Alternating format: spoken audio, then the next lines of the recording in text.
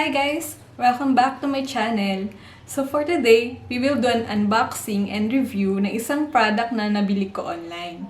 Kung bago ka pa lang sa channel na ito, please do subscribe and hit the notification bell para updated ka sa mga bagong videos na upload natin. So without further ado, let's start the unboxing. Kung nakita nyo yung thumbnail ng video na ito, aware na kayo kung ano yung product na yun. And eto nga siya. Yung JBL Go3 Bluetooth speaker. Yan. So, I purchased this online and tinanggal ko na din yung packaging niya, yung wrap niya, para ma-sure ko talaga na hindi ako na-scam. At hindi nga, dahil legit siya. And chinek ko na din yung serial number niya. At legit nga siya, guys.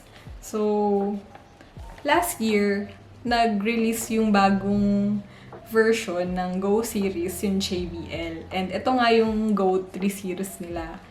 So, medyo pricey pa siya ngayon dahil wala pang 1 year siya nare-release. Kaya, naghanap ako ng deal online. And nung nakita ko na nag-sale siya, so grab ko na yung opportunity na yon. Siyempre, sino ba namang ayaw ng sale, di ba? Ayan. And also, this is my first time na bibili ng gantong product na brand ay JBL Go3. So, nakikita ko na before yung JBL Go2 pero hindi pa ako nabili nun dati. Kasi hindi ko naman masyadong na-appreciate pa yung mga Bluetooth speaker na ganun. Kasi dati, hindi naman ako masyadong gumagamit nun. Pero ngayon, na pandemic, quarantine, nasa bahay lang tayo. So, syempre, gusto natin minsan mag-chill o kaya mag-relax lang, mag-sound trip. Kaya naisip ko na, sige, magta-try akong bumili ng Bluetooth speaker. So, wala nating special with that. So, kaya yon. Nung nakita ko yung product na to, so sabi ko, try ko yung brand na to. Kaya, start na natin yung unboxing. So, dito sa labas ng packaging niya, nakalagay lang yung pangalan ng product and meron din siya nakalagay na Bluetooth 5.1 na yung version niya. Ibig sabihin, kahit na medyo malayo ka dun sa product na to, yung sounds niya, rinig pa rin, tsaka yung connectivity niya dun sa device mo. So, medyo upgraded version na siya compared dun sa predecessor niya na Go2. And dito naman sa gilid, nakalagay yung tagline nila. Ayan. Dare to listen. So, ayan yung tagline ng JBL brand. Dito din naman sa ibaba niya. Kita niyo ba? Medyo ayan. So, nakalagay lang yung serial number. Pwede nung check ito online kung talagang legit yung product nyo na JBL na nabili nyo online. Kasi maraming imitation sa ngayon. And dito din, sa likod naman, nakalagay 5 hours of playtime. And this is also IP67 waterproof and dustproof. So, nakita ko dun sa ibang mga reviewer ng JBL na to. So, bago kasi ako bumili ng product, tingnan ko din yung review niya kung okay ba siya. And okay naman siya dun sa mga reviewer na yon. Kaya, 5 hours of playtime. So, meaning, medyo matagal din siyang magagamit. And 2.5 hours mo naman siya ito-charge. And also, waterproof din siya. So, pwede mo siyang dalhin sa pool, kung magbe-beach kayo. Pero, syempre, hindi naman ibig sabihin no, na isusok mo talaga siya ng matagal dun sa water. So, kung mabasa man siya, okay lang. Pero, hindi syempre matagal. And dust-proof din siya. Ayan. So, itry na natin yung product buksan. Ayan. Sige, open natin siya.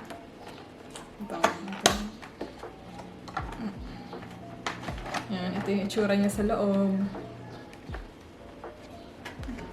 Ano yung wire? Tumagilid. Oops. Meron siyang kasamang kanyang wire. Ayan. So, Type-C na yung connector niya. So, yung mga gadget ngayon, kalimitan, Type-C na din yung connector nila. And, naka-embroid dito yung brand na JBL. Ayan. Kita ko. Ayan. So, mas mabilis na siyang i-charge kapag i-charge niyo siya kasi Type-C na yung connector niya. And, yun. Wala namang ibang kasama tong box. Ayan. So, the product itself. Ang cute. Alam nyo guys, favorite ko talagang color yung pink. Kaya pag nakikita ko yung mga pink na mga products, natutuwa talaga ako. And napaka-unique nung nirelease nila ngayon na pagka-pink niya. So, ayan. So, yung previous predecessor niya na JBL Go2, meron din iba-ibang color. At yung Go3 din ngayon, yung recent Go series nila, meron din siyang iba-ibang color. So, ipapop up ko na lang dito sa screen, tsaka yung montage kung ano-ano yung mga color na yun para familiar din kayo in case na bibili din kayo ng product na to. So, hindi ito yung sponsored Gusto ko lang mag-recommend ng mga products na ginagamit ko. Ayan, so kung titingnan nyo, malapitan. Ito yung itsura niya. Ayan, ang pretty no. Tapos yung pagka-pink niya, cute-cute din. Ayan, so naka-embroid yung pangalang JBL. And yung texture niya, yung parang sa mga mic. Ayan. So, dito naman sa upper part niya, ito yung nakalagay. So, merong negative and positive sign and yung music sign. So, kapag gusto nyong hinaan or lakasan yung volume ng music, ito yung pipindutin nyo. And, meron din nga pala siyang loop. Ito. So, pwede nyo siyang isabit sa motor or sa bike nyo kung gusto nyo merong background music habang nagbabike kayo, nagmamotor kayo. Or pwede nyo din siyang isabit kapag sa bag nyo lang, dadalhin nyo lang siya. Ayan, yung itsura niya. Cute, oh. Ito pala. Sorry. Ayan. So, ganyan siya.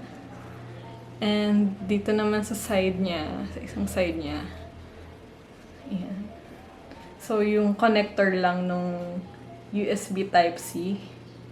Ayan. And dun sa kabila niyang side, ito. Nakalagay yung brand niya. Go3 and the Bluetooth connector. Ipipress nyo to pag Bluetooth na kayo dun sa device nyo. Ayan. And of course, the power button. Ayan. So, nakita na natin yan. Dito naman sa bottom part niya, ganito yung design niya.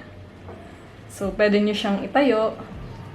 Kapag tinayo nyo siya, example, sa surface, ayan. Medyo mas makapit siya kasi ganito yung design niya. Ayan. And lastly, dito naman sa likod na part niya, ganito. Ayan. Oh, sorry. Shucks. Sorry.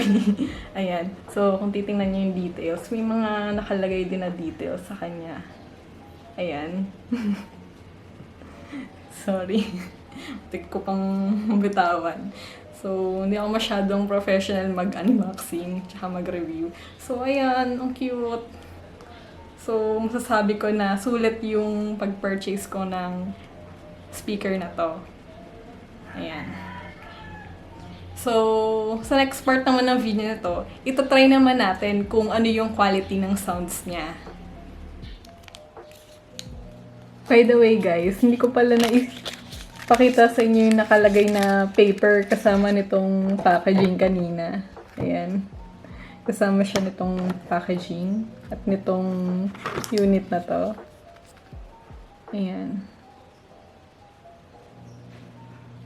So, ito siya.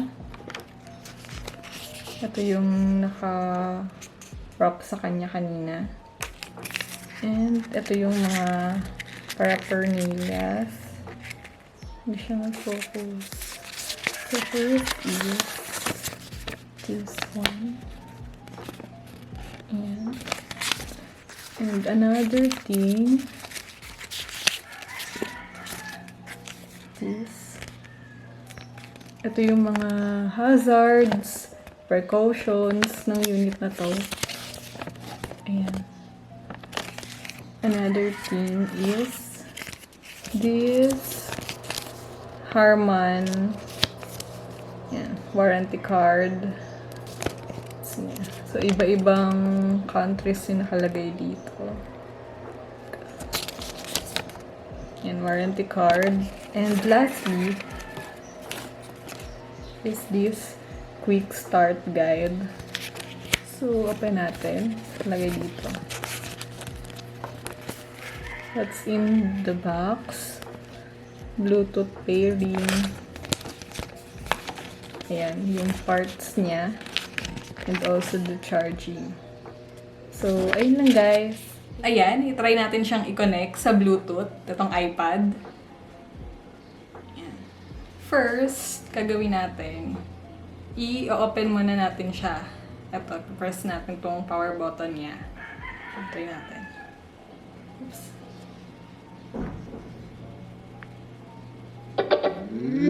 Meron siyang sounds. Ayan. So, nagbi-blink siya. Nagbi-blink na siya. Ayan. So, ayan. And then, itry natin i-connect tong device sa Bluetooth.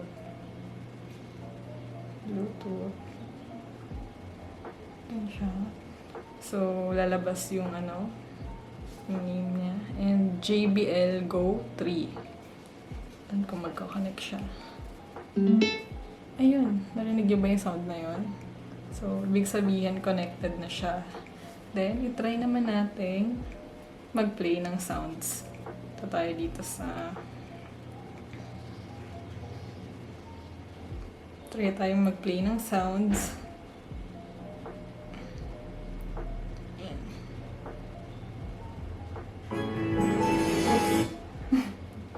Wait lang, may ad. Wait. Ayan. So, itry natin siya. Connected na siya dito sa Bluetooth. Natin.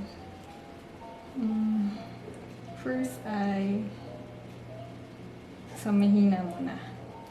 Ayan. Paparinig ko sa inyo.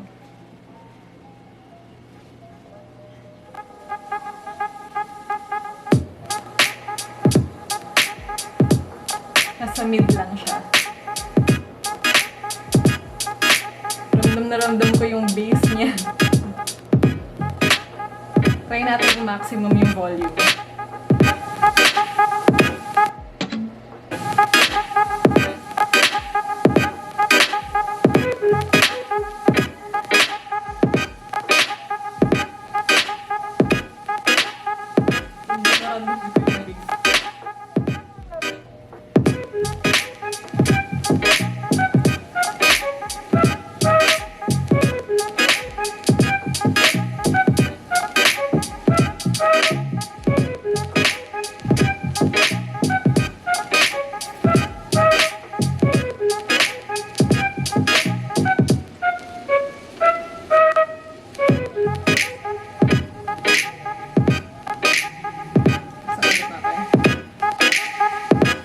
Ramdam ko yung bass niya.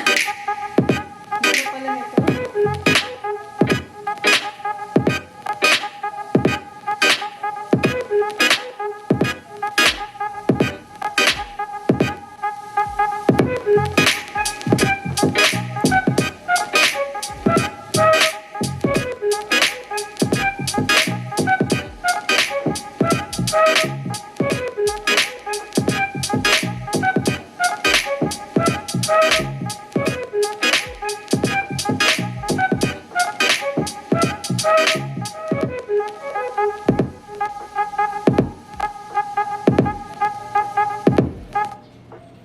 Ayan. So, kita natin, napaka-solid talaga ng bass nung JBL Bluetooth speaker na to. So, napaka-worth it niyang bilhin. So, ayan. Ang cute talaga ng color niya. Ayan. So, yun lang yung gusto kong i-share para sa video na ito. I hope you enjoy watching our vlog. And don't forget to subscribe. And also, comment down below kung ano yung mga gusto nyong i-unbox natin or i-review natin or other random stuffs na gusto nyong i-feature sa vlog na ito. So, thank you again for watching this video and I hope you subscribe and hit the notification bell para updated ka sa mga vlog natin. So, till next video, goodbye!